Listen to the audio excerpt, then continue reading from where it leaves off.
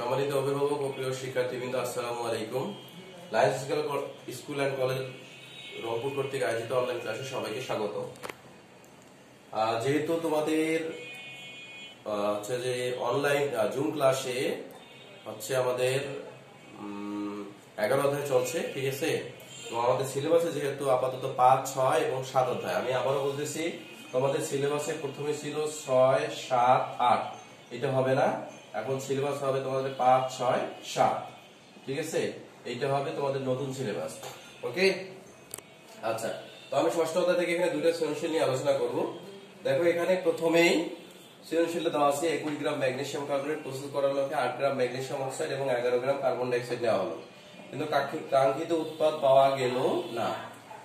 হচ্ছে গ নম্বরে বিক্রিয়ায় কত মোল কার্বন ডাই অক্সাইড ব্যবহৃত হয়েছে নির্ণয় করো। তো আমরা প্রথমে গয়ের সমাধান যদি করি, মোল সংখ্যা, তো আমাদের মাথায় রাখতে হবে মোল সংখ্যার সূত্র আমরা জানি। মোল সংখ্যা হচ্ছে ইকুয়াল কি বলা হয়, অনুর ভর বাই আণবিক ভর, পরমাণুর ভর বাই পারমাণবিক ভর, এরকম কি, ঠিক আছে। তাহলে এখানে কি আছে, দেখো কার্বন ডাই অক্সাইড একটা যৌগ, এটা একটা অণু। তো কার্বন ডাই অক্সাইড এটা হলো অণু, যদি হয় তাহলে অনুর ভর কত, এখানে অনুর ভর বাই হলো আণবিক ভর। তাহলে অনুর ভর হচ্ছে 11 গ্রাম আর আণবিক ভর হলো কত, 44 গ্রাম, 44, ঠিক আছে। তো এটা ক্যালকুলেশন করলে যেটা আসবে মোটামুটি এটাই হলো এত মোল, এটাই কিন্তু অ্যানসার কি, ঠিক আছে। তবে এখন খেয়াল করো তোমরা, গ এর কোশ্চেনটা কত নম্বরের জন্য, 3 নম্বরের জন্য। তো 3 নম্বরের জন্য কি আমি একটা লাইন লিখলেই সূত্রটা লিখলেই পাবো? সূত্রটা তো অবশ্যই লিখতে হবে, কিন্তু আমাকে আরো সাজায় গুজে লিখতে হবে। যে এখানে কার্বন ডাই অক্সাইডের ভর 11 গ্রাম, এভাবে লিখবা। তারপরে কার্বন ডাই অক্সাইডের আণবিক ভর বের করে দেখে দিবা 44। এরপরে আমরা জানি মোল সংখ্যা সমান অনুর ভর বাই আণবিক ভর। তারপরে লিখবো অতএব কার্বন ডাই অক্সাইডের মোল সংখ্যা ইকুয়াল কার্বন ডাই অক্সাইডের ভর বাই হলো কার্বন ডাই অক্সাইডের আণবিক ভর, ইকুয়াল করে এটা আমরা, ঠিক আছে। এটা মোটামুটি একটা গেল। এবারে ঘ নম্বরে দেখো, ঘয়ে তোমাদের বলা আছে কাঙ্ক্ষিত উৎপাদ না পাওয়ার কারণ বিশ্লেষণ করো। এটা প্রস্তুত করার লক্ষ্যে, তার মানে কি, আমরা এটা তৈরি করব। যেটা তৈরি করব সেটা হলো, সেটার নাম কি, উৎপাদ। যেটা তৈরি করব সেটা কি হবে, উৎপাদ, কি, ঠিক আছে। তাহলে সংশ্লিষ্ট বিক্রিয়া লিখবা আগে।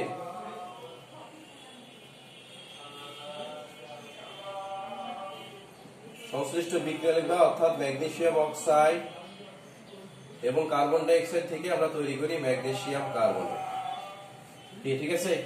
ম্যাগনেসিয়াম ভর হলো 24, যোগ অক্সিজেনের ভর হলো 16, 40, কার্বন ডাই অক্সাইডের তো 44, আর এখানে 24 যোগ 12 যোগ 3 16 48, তাহলে 84, কেমন। তো এখন খেয়াল করে এটা কিভাবে আমরা কাজটা করব।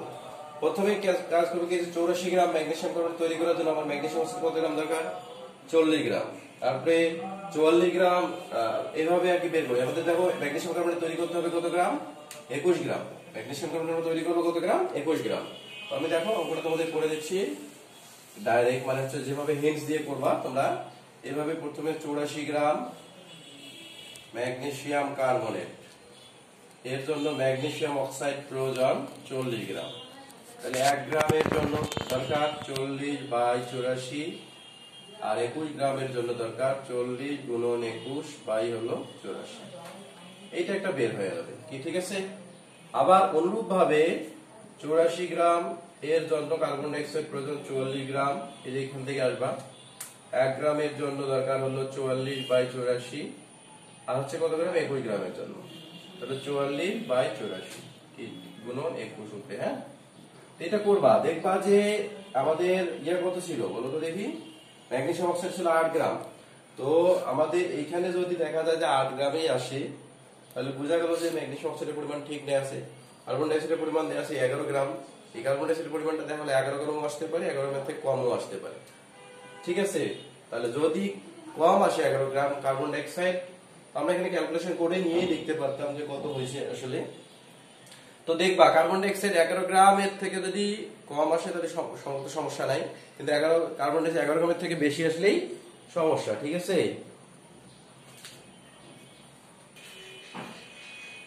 আচ্ছা দেখো, এখানে আমি হিসাব করে যদি দেখি, আমরা এখানে কার্বন ডাই অক্সাইড বের হয়ে, ম্যাগনেসিয়াম অক্সাইড বের হচ্ছে কত গ্রাম, 10 গ্রাম, কিন্তু ম্যাগনেসিয়াম অক্সাইড আমাদের আছে কত গ্রাম প্রশ্নে, 8 গ্রাম। তাহলে ম্যাগনেসিয়াম অক্সাইড আর কার্বন ডাই অক্সাইড প্রয়োজন হচ্ছে 44 গ্রাম, আর আমাদের প্রশ্নে কিন্তু নেওয়াও আছে কার্বন ডাই অক্সাইড 11 গ্রাম। ঠিক আছে, তার মানে কার্বন ডাই অক্সাইডের ভরটা আমাদের সঠিক নেওয়া আছে, কিন্তু ম্যাগনেসিয়াম অক্সাইড আমার নেওয়া আছে 8 গ্রাম, কিন্তু প্রয়োজন হচ্ছে কত গ্রাম ম্যাগনেসিয়াম অক্সাইড? 10 গ্রাম। তার মানে ম্যাগনেসিয়াম অক্সাইড কম আছে কত গ্রাম? ম্যাগনেসিয়াম অক্সাইড কম আছে ইকুয়াল টু হলো 10 মাইনাস 8 এত গ্রাম ইকুয়াল টু হলো 2 গ্রাম। তার মানে অর্থাৎ বোঝা যাচ্ছে যে ম্যাগনেসিয়াম অক্সাইড কম থাকার কারণে প্রত্যাশিত উৎপাদ পাওয়া যায় না। ঠিক আছে, আমি এরপরে আরেকটা সলিউশন লিখতেছি, দেখো যাও বন্ধ হয়ে যাবে। আচ্ছা দেখো, এবারে আমি আরেকটা সলিউশন লিখছি। 22 গ্রাম সোডিয়াম কার্বনেট 150 ml হলো দুইটার আয়তন, দুইটা বিকার বা দুইটা পাত্রের মিশ্রণের আয়তন হলো 150 ml। এখানে দ্রবের ভর 22 গ্রাম, সোডিয়াম কার্বনেট হলো দ্রব 22 গ্রাম, এখানে সালফিউরিক অ্যাসিড এটা দ্রব সালফিউরিক অ্যাসিড। কেমন? উপরোক্ত যৌগ দ্বারা উৎপন্ন লবণের শতকরা সমযোজী নির্ণয় করো। তো তোমরা তো আশা করি যে এগুলা আসলে তোমাদের কাছে অনেক সহজ এখন, তাই না? প্রথমে সংশ্লিষ্ট বিক্রিয়া দিবা। কার কার বিক্রিয়া বলো তো? Sodium carbonate plus sulphuric acid. বিক্রিয়া করে কি উৎপন্ন হয়? Sodium sulphate plus carbon die oxide plus পানি। এখানে লবণ হলো এটা সোডিয়াম সালফেট। হ্যাঁ, তো সোডিয়াম সালফেটের শতকরা সংযোজী বের করার জন্য এর আগে আণবিক ভর বের করে নিবা। আণবিক ভর তাহলে সোডিয়ামের ভর কত? 23 গুণন 2 যোগ সালফারের 32 যোগ 4 16 64। ঠিক আছে, এটা করে নিলা। তারপরে এখানে দেখো 46 যোগ 6 9। হ্যাঁ, 6 6 12 9 কে 10 4 14 142। আমি শুধু একটা করে দিচ্ছি, সোডিয়াম এর শতকরা সংযুতি। ঠিক আছে, শতকরা সংযুতি কিভাবে বের করা হয়? মৌলের পারমাণবিক ভরকে পরমাণুর সংখ্যা দ্বারা গুণ। তাহলে সোডিয়ামের পারমাণবিক ভর হলো 23 গুণন পরমাণুর সংখ্যা, এখানে সোডিয়াম আছে কয়টা? 2টা, গুণন শতকরা 100 বাই হলো 142। এভাবে যেটা বের হবে সেটা পার্সেন্টেজ। অনুরূপভাবে সালফারের বের করবা, অনুরূপভাবে অক্সিজেনের বের করবা। ঠিক আছে, পাবা তো? এটা পুরাতন কাজ, এই জন্য এটা নিয়ে আলোচনা করলাম না। আশা করা যায় এটা পাবা তোমরা। এরপরে দেখো ঘয় আছে, যেটা বিকার এ তে 50 মিলিলিটার পানি যোগ করা হলে, তাহলে বিকার ঘ দেখো, তাহলে তোমাদের এভাবে লিখতে হবে বিকার এ এর ক্ষেত্রে। তাহলে আয়তন,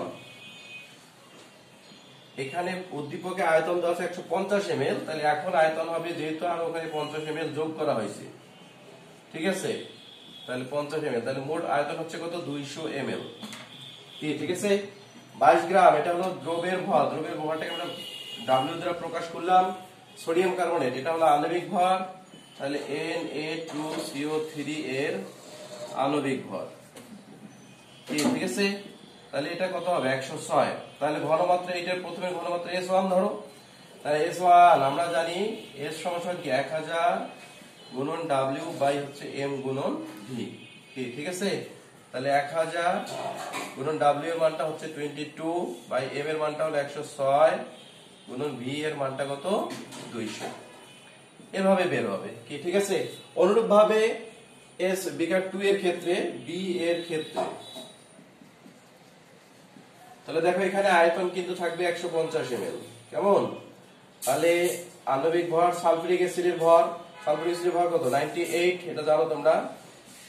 ঠিক আছে, আর দ্রবের ভর W ইকুয়াল টু হলো 22 গ্রাম। তাহলে এইটাতেই ঘনমাত্রা S2 ইকুয়াল হয়। তাহলে S2 ইকুয়াল টু কি লেখা যাবে?